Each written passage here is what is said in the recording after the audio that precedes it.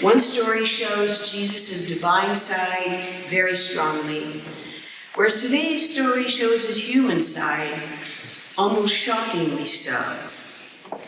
So today I'm going to talk about and compare Jesus' approach to the Samaritan woman, which is found in John, to Jesus' approach to Syrophoenician women in Mark. In John, Jesus was traveling back to Galilee from Judea, but had to go through Samaria to get there. The Samaritan city Sychar was near Jacob's well, and that is where he decided to stop and rest. The disciples were not with him at this point. The Samaritans were ethnically Semitic, but were enemies because they worshiped differently and intermarried. Righteous Jews had nothing to do with them. When a woman approaches the well, Jesus asks for a drink. He broke 2 rules already. He was speaking to a sworn enemy and to a woman in public. The apostles arrive and they are shocked into speechlessness and don't dare say a word. And even though Jesus lets her know that she has lived with 5 different men, she is not afraid to challenge him when he compares himself to living water.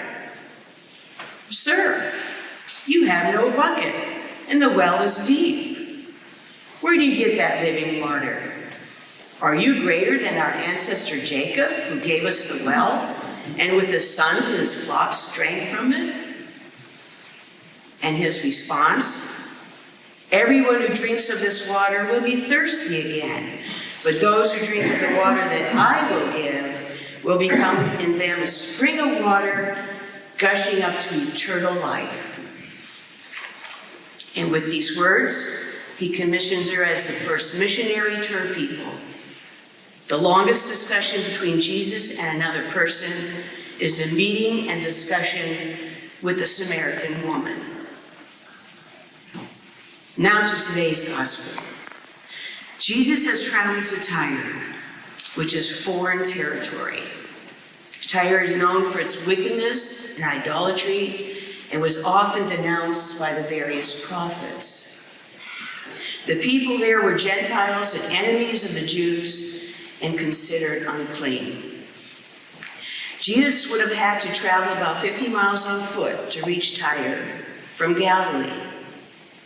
Mark, more than any other gospel writer, especially John, is not afraid to show Jesus' human side.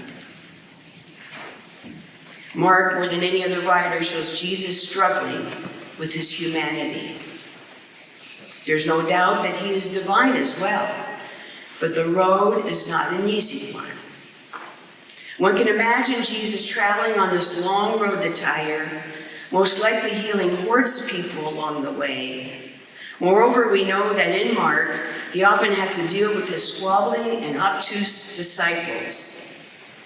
After enduring 50 miles of this and a few days of travel, he has to be exhausted, dirty, and probably not in a very good mood. So he says to himself, "I've got to find a place to hide."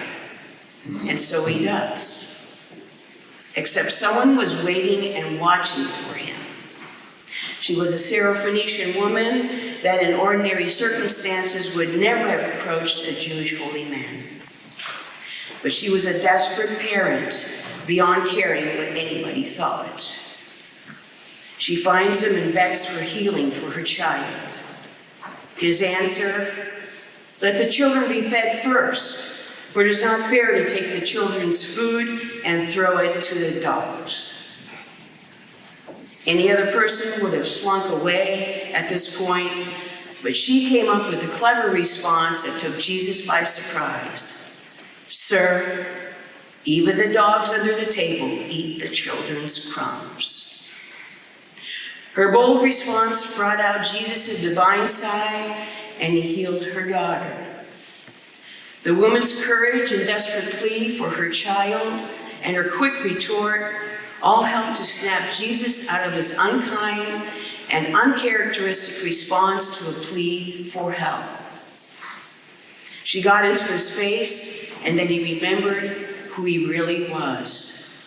He was the living water for all, regardless of who they were.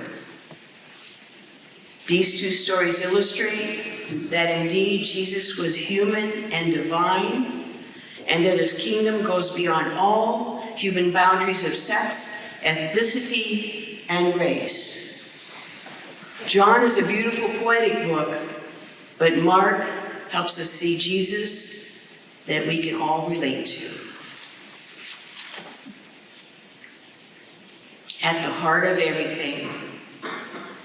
Too often we look on the surface of things, and when we do, we fail to see that each one mirrors some measure of the immeasurable good that is in God and is God, and until we begin to see this, we remain restless and unsatisfied.